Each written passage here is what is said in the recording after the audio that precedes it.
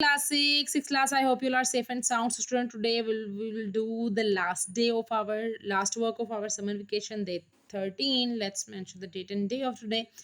Translate the following sentence into the English. हम लोगों ने ट्रांसलेट करने हैं sentences को इंग्लिश में. अब अपने दोस्त को अच्छा फर्स्ट ऑफ ऑल मैं आपको बता दूं ये कौन सा सेंटेंस यूज हो रहा है. बेटा लास्ट पे आप देख सकते हैं रहे हैं, रहा है, रहे हैं, रहा है, रही है वगैरह यूज हो रहा है. आपको याद होगा मैंने स्कूल में करवाया हुआ है कि जिस सेंटेंस उर्दू सेंटेंस के लास्ट पे रहा है, रही है, रहे हैं आता है वो कंटिन्यूस होता है. अब कंटिन्यूस का जो फॉर्मूला मैंने आप लोगों को बताया था वो ये था कि सब्जेक्ट के बाद हेल्पिंग वर्ब यूज होता है. हेल्पिंग वर्ब होते हैं इज, एम, आर, तीन तरह के. इज जो होता है वो ही, शी, इट और सिंगुलर नाउन यानी कि एक नाउन के लिए इस्तेमाल होता है. ठीक है, एक लड़का है, एक लड़की है, एक बेजान चीज है, एक जानवर है, पर एक है.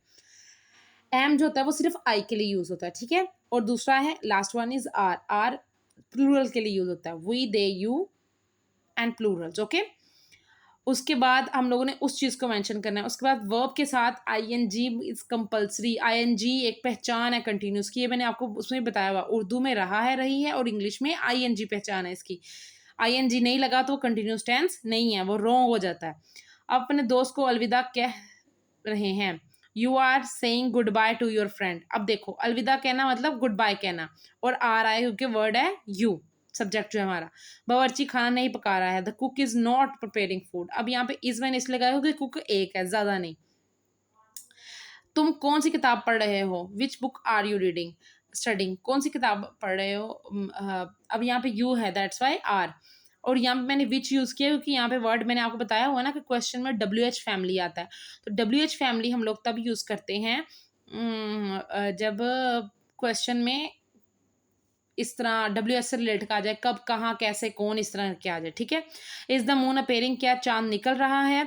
इट इज बूंदाबांदी हो रही है. It is drizzling. Okay okay, let's move to the next topic. Complete the sentences with the relative pronoun. अब आ जाओ बेटा रिलेटिव प्रोनाउन. प्रोनाउन तो आप लोगों को पता है ना, name of a person. Noun वो, प्रोनाउन वो वर्ड होते हैं जो नाउन की जगह इस्तेमाल होते हैं, और नाउन वो है जो किसी भी शख्स, जगह या चीज के नाम को कहते हैं.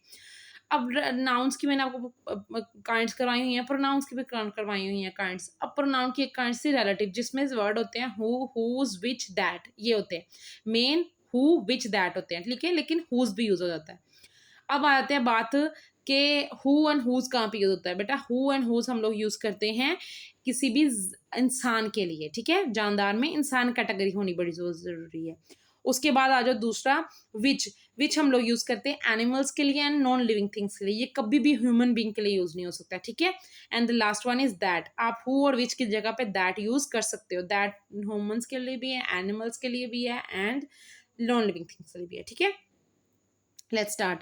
The news story is about a boy dash has lost his parent in the car accident. अच्छा, ये जो कहानी है ये लड़के के बारे में है जिसने, नई कहानी लड़के के बारे में है जिसने कार एक्सीडेंट में अपने माँ बाप को खो दिया. अब यहाँ पे लड़का जो है वो इंसान है, तो who, he is a very young man, वो बहुत नौजवान आदमी है. Father dead in his childhood, जिसके वालिद उसके बचपन में मर गए थे. हुज, अब ये तशबीह दिया गया ना कि उसका बाप, इसलिए हुआ है, नहीं तो हुआ ना था. That is a book dash I recommended for reading in class. ये वो किताब है जो मैंने रेकमेंड यानी मैंने कही थी पढ़ने के लिए किताब क्लास के अंदर. तो ये बेटा बुक है, बेजान चीज़ है. तो which. A DVD recorder dash I brought at the store is a few day ago is not working. जो डीवीडी रिकॉर्डर मैं कुछ दिन पहले स्टोर से लाया था वो काम नहीं कर रहा. अब डीवीडी रिकॉर्डर तो एक नॉन लिविंग थिंग है, that's why which. there are several reasons that I am not allowed to give you any information. बहुत सी वजूहात है जिस वजह से मैं आपको information नहीं दे सकता. तो यहाँ पे आएगा that. Okay student, this is your today work. Allah Hafiz.